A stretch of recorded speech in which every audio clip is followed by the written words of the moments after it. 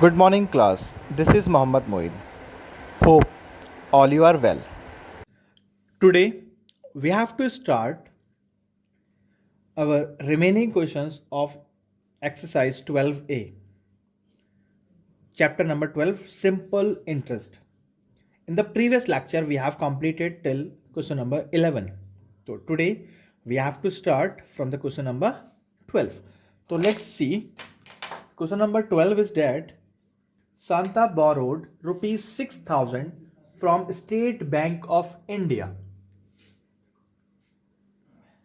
for 3 years and 8 months and at the rate of 12% per annum. What amount will clear of her debt? Means इसको कितना amount पे करना पड़ेगा in the end अपना पूरा amount clear करने के लिए. ठीक है, तो हमें we have to find first of all we have to find the simple interest. इसको कितना इंटरेस्ट पे करना है, then that interest we have to add in the principal, then we get its total amount that should be clear by her in the end of the 3 years and 8 months. So first of all I am going to write the given values. Some values are given, that is that some amount should be borrowed from the bank.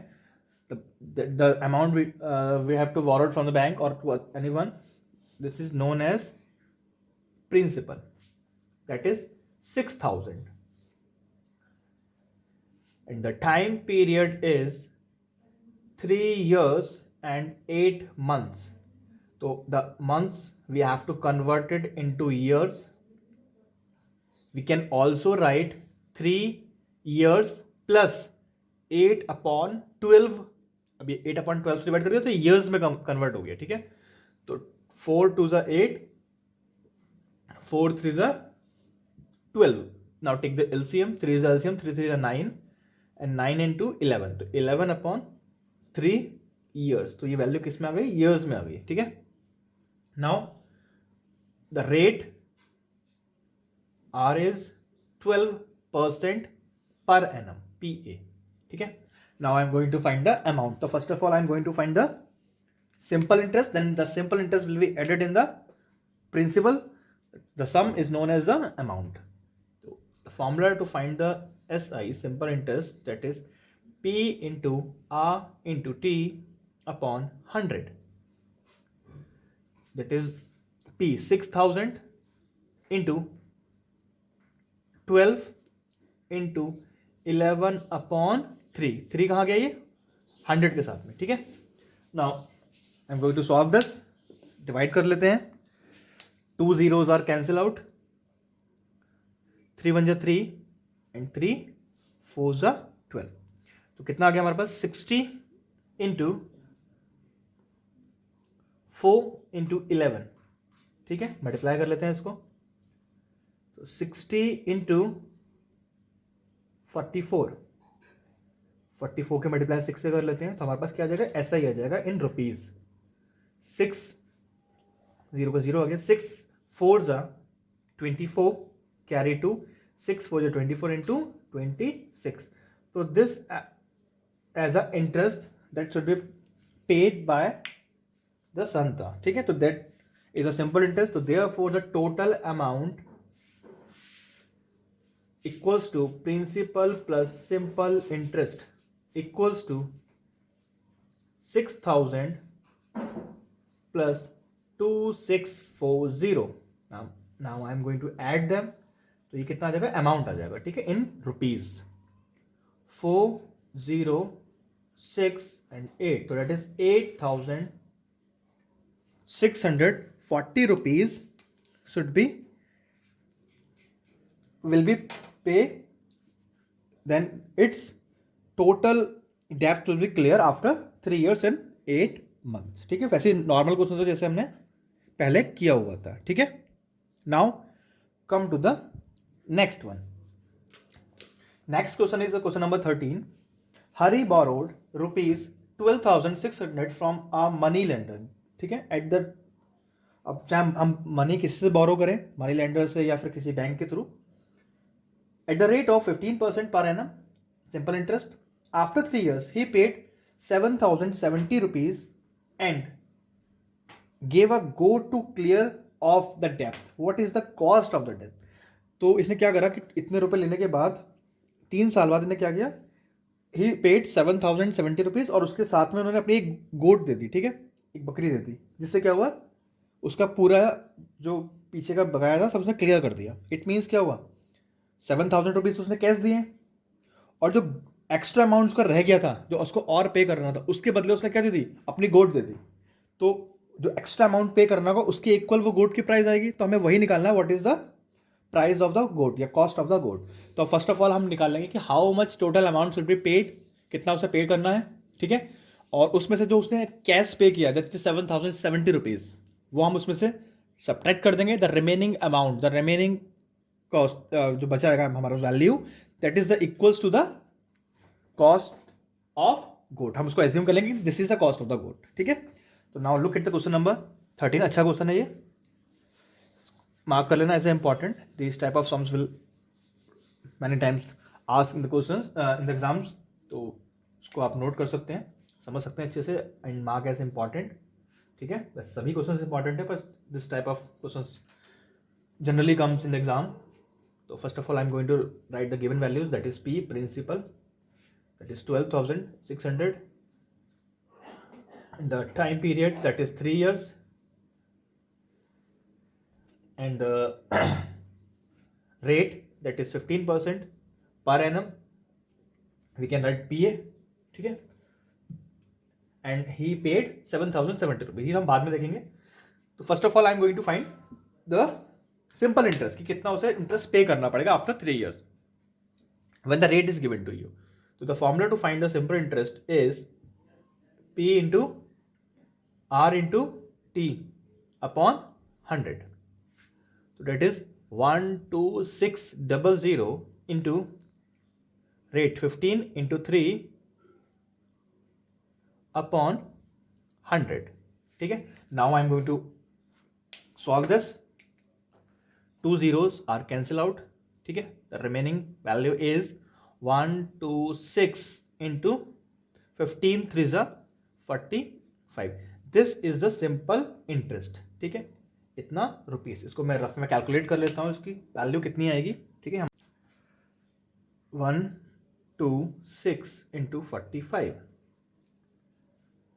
5 6 30 carry 3, 5 2 10 and 3 13 carry 1, 5 1 5 and 1 6, 4 6 24 carry 2, 5 to the 10, sorry 4 to the 8 and to 10 10 का 0 carry 1, 4 1 4 and 1 5, so 0 7 6 5, so that is 5,670 rupees. इसको इतना extra amount पे करना पड़ेगा, ठीक है. तो मैं इसको ऐड कर लूंगा, ठीक है. तो मेरे पास कितना क्या आ जाएगा, टोटल अमाउंट आ जाएगा, जो से टोटल अमाउंट पे करना है after 3 years at the rate of 15%. और जो उसने पे कर दिया वो मैं उसमें सब्ट्रैक्ट कर दूंगा. तो जो रिमेनिंग कॉस्ट आ जाएगी, the cost which is equals to the goat, वो गोट की वैल्यू आ जाएगी, ठीक है. तो just look here how to solve this one, कैसे करना है हमें. तो हमारे पास क्या आ गया, amount equals to P plus S I. P 12600 plus 5670, that is rupees, add कर लेंगे 7 0 6 6 12 carry 1 6 to 8 and 1 18,270 rupees. The total ये अमाउंट आ गया, that should be pay by, will be pay by that person after 3 years. अब इसने क्या करा, since he paid equals to rupees 7,070 rupees, ठीक है. Therefore the cost of goat, जैसे मैंने आपको बताया था कि we have to subtract, equals to rupees this 270 rupees minus 7070, ठीक है। जो हमारे पास अमाउंट आएगा वो क्या होगा, the amount is which is equals to the cost of the goat. हम उसको अज्यूम कर लेंगे कि this amount is equals to the cost of the goat. तो 0 0 2 एंड 18 माइनस 7 11, तो कितना आ गया, दैट इज 11,200 रुपीज। तो वी एज्यूम दैट कि this amount is equals to the cost of the goat. ये गोट की कॉस्ट आ गई, ठीक है, क्योंकि यही वैल्यू हमारे पास बची थी, यही उसको एक्स्ट्रा पे करनी थी, बट इसके बदले उसने क्या पे कर दिया, एक गोट दे दी अपनी, ठीक है। या तो इतने रुपए देता वो, या फिर अपनी गोट दे दे, तो उसने अपनी गोट को दे दिया। तो ये अमाउंट किसके को लगे, इक्वल्स टू द गोट, ठीक है। Now come to the question number 14. The question number 14 is that the simple interest on a certain sum, कोई सम था, मतलब प्रिंसिपल, वी डोंट नो कि यहाँ पे सम कितना है, of for 3 years at the rate of 10% per annum is 829.5, मतलब 829.50 rupees. Then we have to find the sum, हमें सम फाइंड आउट करना है। इससे पहले भी हमारे पास इस टाइप के क्वेश्चंस आए थे, हमने किए थे, ठीक है। एक बार और कर लेते हैं। ये लैंग्वेज की फॉर्म में है, वर्ड प्रॉब्लम की फॉर्म में है, पर करना वैसे ही है, ठीक है, कोई प्रॉब्लम नहीं है इसमें। First of all you just write the given values, जितनी भी आपको गिवन वैल्यूज पता हो, first of all you have to write. तो this is a question number 14, given values are time that is 3 years, ठीक है। सम उसको प्रिंसिपल को भी बोलते हैं, जो हमने मनी बोरो की है उसको भी हम सम एज अ सम बोलते हैं, ठीक है। 10% पर एनम एंड SI, मतलब हमें यहाँ पे इंटरेस्ट गिवन है इस बार 829.50, ठीक है, इतना rupees. And we have to find the principal, P निकालना है हमें, ठीक है। आपको बताया था कि वी कैन राइट डायरेक्टली, हम एक फॉर्मूला बताया था मैंने आपको, जो हमारी जूम क्लास हुई थी उसमें भी समझाया था मैंने। When we are going to find the principal, formula is SI into 100 upon R into T। अब मुझे क्या करना है, I am just going to put all the values in given formula. 829.50 into 100 upon rate 10 into time 3, ठीक है। Solve कर लेते हैं इसको हम, डेसिमल डालो, 2 zeros बढ़ाते हैं, ठीक है। ये 2 zeros आर कैंसिल आउट, ये 10 इससे कैंसिल आउट, कितना बचा हमारे पास 802.295 अपॉन 3। अब देख लेते हैं डिविजिबल है तो हमारे पास डायरेक्टली आंसर आ जाएगा, अदरवाइज हमारा आंसर डेसिमल फॉर्म में भी आ सकता है, ठीक है। तो इसको डिवाइड कर लेते हैं हम, वो हमारे पास क्या आ जाएगा, एज अ प्रिंसिपल की वैल्यू आ जाएगी, जो सम होगा, ठीक है। लास्ट में देखेंगे देयरफॉर सम इक्वल्स टू ₹10। तो 3 1 जा 3, 3 2 जा 6, 2 आ गया, 3 7 जा 21, 1 बचा, 3 6 जा 18, 1 आ गया, 3 5 जा 15, तो 2765। तो दिस इज अ सम, इतना अमाउंट था जो after 3 years at the rate of 10% में इतना इसका सिंपल इंटरेस्ट कैलकुलेट होगा, ठीक है। तो दिस इज अ वैल्यू, ये आपका आंसर आ गया, ठीक है। Now question number 15, question number 15 is just like a question number 14, उसमें भी सेम यही करना है। अ सम व्हेन रिनॉक्ड एट द 10 होल 1/2% अमाउंट, अच्छा इसमें अमाउंट गिवन है, ठीक है। Here the amount is given to you for the 3 years and we have to find the sum. तो इसमें दो इक्वेशंस फॉर्म होंगी, एक in the respect of amount, एक इन द रेस्पेक्ट ऑफ, जो फॉर्मूला हमारा होता है ये SI equals to P into R into 2/100। तो दो वैल्यूज फाइंड आउट होंगी, उसके बाद हम इसको कैलकुलेट कर पाएंगे, ठीक है। इस क्वेश्चन को और देख लेते हैं इस वाले को, उसके बाद एक तो क्वेश्चन आप होमवर्क में करेंगे, फिर क्लास को यहीं खत्म करते हैं, ठीक है। तो just come to the question number 15। we have given the rate that is 7 whole 1/2% PA, मतलब पर एनम, इट इज 15/2%, ये 15/2 हो गया। नाउ अमाउंट, हमें अमाउंट गिवन है इस बार, इक्वल्स टू ₹3920। आप देख रहे हो बेटा हर जगह में रुपीज या सब चीज जो गिवन है, ईयर्स, टाइम में ईयर्स लिख रहा हूँ, तो ये आपको भी लिखना compulsory, if you are not written this one तो it will deduct your marks, ठीक है। आप सारी वैल्यू सही लिखोगे बट फिर भी मार्क्स डिडक्ट हो जाएंगे, ठीक है। तो लिखना कंपलसरी है। We have to find the principal, हमें पी फाइंड आउट करना है, प्रिंसिपल द सम, ठीक है। तो इस बार अमाउंट दिया, इससे पहले हमें सिंपल इंटरेस्ट गिवन था, तो या तो हम कैसे भी करके सिंपल इंटरेस्ट फाइंड आउट कर लें, तो सिंपल इंटरेस्ट पॉसिबल नहीं है ऐसे फाइंड आउट करना, क्योंकि अमाउंट यहाँ हमें सम भी गिवन नहीं है, एसआई भी गिवन नहीं है, काफ़ी चीज़ें गिवन नहीं है, तो हम डायरेक्टली नहीं कर पाएंगे फाइंड आउट। तो बेसिकली हमें क्या करना होगा, इसके दो इक्वेशंस फॉर्म होंगे। आप देखिए किस तरीके से हमें करना है, ठीक है। अगर हमारे पास फॉर्मूला है सिंपल इंटरेस्ट का, कितना होता है, एस आई इक्वल्स टू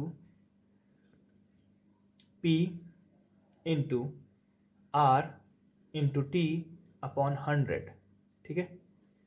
अगर मैं वैल्यू लगाता हूँ, पी अननोन है तो P as a P into R that is 15, 2 अभी इसका नीचे आ जाएगा, लिख दूंगा मैं, into time that is for 3, ये इसका 2 नीचे आ गया, ठीक है, और इंटू 100 ये चल रहा है साथ में।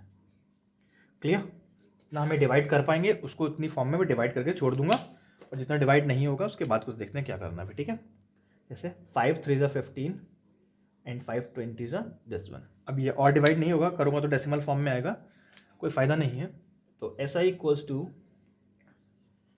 3 3 ज़ा 9 पी अपॉन 40। इसको इक्वेशन नंबर 1 मान के ऐसे छोड़ दें, ठीक है। अब देखिए दूसरी इक्वेशन मैं कहाँ से लेके आता हूँ। अब वी नोटेड कि amount equals to P plus S I होता है, ठीक है, पता है हमें, ठीक है। अगर मैं ऐसे एस आई की वैल्यू निकालना चाहूँ तो S I equals to A minus P हो जाएगा, but here we have given the value of A, हमें ए की वैल्यू पता है। ध्यान से देखिए क्या है हमारे पास, amount is given that is 3920 minus P, ठीक है। ये इक्वेशन नंबर 2 मान लें। अब थोड़ा ध्यान से समझना है आपको थोड़ी सी इस बात को। हम एक ही क्वेश्चन को सॉल्व कर रहे हैं, अगर मैं सिंपल इंटरेस्ट के फॉर्मूले से ऐसा ही निकालूंगा तब भी मेरा आंसर वही आएगा जो मैं इस फॉर्मूले से फाइंड आउट करूंगा, क्योंकि हम एक ही क्वेश्चन को कर रहे हैं। तो चाहे हम इस फॉर्मूले से निकालूं या फिर इस फॉर्मूले से निकालूं, एस आई की वैल्यू दोनों केसेस में सेम आएगी। तो ये भी एस आई है और ये भी एस आई है, तो बेसिकली देखा जाए तो दोनों एस आई आपस में इक्वल होंगी, क्योंकि हम एक ही क्वेश्चन को सॉल्व कर रहे हैं। तो फ्रॉम इक्वेशन 1 एंड 2, तो ये भी एस आई के इक्वल और ये भी एस आई के इक्वल है। तो क्या हो जाएगा, ये वैल्यू जो है हमें गिवन है एस आई की, ये वाली, ये इस एस आई की वैल्यू के इक्वल हो जाएगी, ठीक है, लाइक दिस, ठीक है। Now we have to do the cross multiplication, इसको यहां भेज लेंगे, ठीक है। कितना आ जाएगा, 9p इक्वल्स टू, मैं करूँगा तो 40 इंटू 3920 माइनस पी, ठीक है। मल्टीप्लाई कर लेते हैं इसको अंदर ही अंदर, ये हमारा एज अ 9p ही चलेगा, इक्वल्स टू 40, चाहे उसकी मल्टीप्लाई कर लो या एज इट इज ऐसे ही रहने दो, बाद में कर लेंगे मल्टीप्लाई, 40 इंटू 3920 माइनस इसकी इससे भी होगी 940p, यहाँ भेज लें, माइनस में यहाँ पहुँच के प्लस में कन्वर्ट हो जाएगा, तो ये हो जाएगा 9p plus 40p equals to 40 into 3920। अभी मैं कैलकुलेट नहीं कर रहा हूँ क्योंकि मुझे पता है भी मल्टीप्लाई करूँगा फिर ये नीचे भेजूंगा, फिर मुझे डिवाइड करना पड़ेगा, तो वैल्यू बड़ी हो जाएगी, तो डिफिकल्ट भी हो जाएगा। इट्स बेटर मैं बाद में इकट्ठे इसको सॉल्व कर लूँगा। तो ये हो जाएगा 49p इक्वल्स टू 40 इंटू 3920, ठीक है। थोड़ी सी जगह कम है मेरे पास, मैं इसको यहाँ लिख लेता हूँ, ध्यान से देखिएगा बेटा कैसे करना है। तो कितना हो जाएगा, p equals to 40 into 3920 upon 49। अब मुझे इसको आपस में डिवाइड करना है, ठीक है। कैसे होगा डिवाइड देखते हैं, 7 की टेबल से डिवाइड करते हैं इसे, 7 7 ज़ा 49, 7 5 ज़ा 35, 4 बचा, 7 6 ज़ा, ठीक है। अगेन 7 1 ज़ा 7, 7 8 ज़ा, तो 80 आ गया। तो देखिए इजीली डिवाइड हो गया ये, इसलिए मैंने इसको मल्टीप्लाई नहीं किया था। तो कितना आ गया मेरे पास, 40 इंटू 80। तो therefore the value of p is, आपके सामने आ गई p की वैल्यू, और p को ये सम बोलते हैं, ठीक है, जो हमें फाइंड आउट करना था। तो 8 4 ज़ा 32 एंड 2 zeros आर देयर। तो दिस इज द प्रिंसिपल, या कह सकते हैं this is the sum that we have to find, जो हमें इसमें फाइंड करना था। ठीक है, तो क्वेश्चन नंबर 15 भी देख लिया, आपके सामने हो गया है। थोड़ा सा डिफिकल्ट था इसलिए मैंने आपको करा दिया ये, वरना मैं इसको एज अ होमवर्क दे रहा था आपको। ठीक है, तो बाकी मैं बता दूंगा कि which questions you have to do at your home.